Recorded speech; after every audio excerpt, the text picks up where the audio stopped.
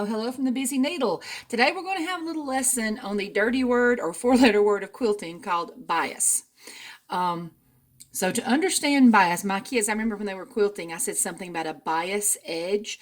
And of course they'd heard that word, but they think about it with opinion, unbiased opinion.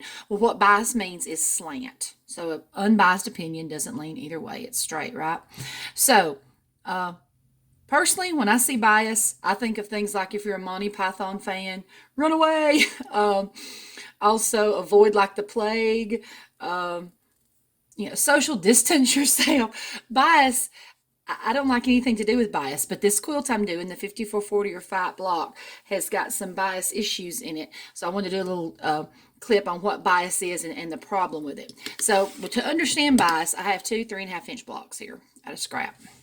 Now, fabric is woven with threads that go across, kind of like my grid here, that go across and they go up and down. So when you cut on what's called, you use a straight of grain and you cut along that, you just cut along the thread line. Okay, so when you start sewing and you work, this is not a bias edge, this is a straight of grain edge. So it has a little body, listen.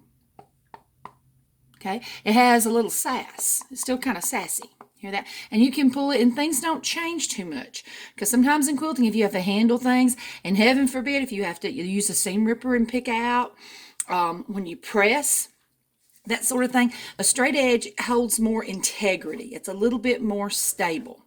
Now let's talk about a bias edge. Let's take this other one. And let's cut a bias cut. We're just going to cut a straight 45 across. Okay. So now we've got two bias edges. What we've done now, we had the grid that went like this. We've cut through all that. So there's all those loose threads all the way through here. So when you sew on this, if you're not very careful, the sewing machine itself can stretch it. If you actually iron it, not press it, that will stretch it. And you should avoid handling this at all costs. Again, think, avoid like the plague. So let's see what happens here. So let's say you stretch this. Look what happens. Look how stretchy. And there are times in sewing you need that. There are things you do on the bias edge.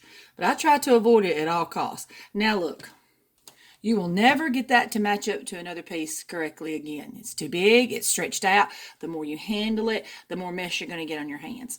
So just keep that in mind. If you're ever messing with a bias edge, you are in tender territory. Be very careful. So that's my tip for today. Thank you.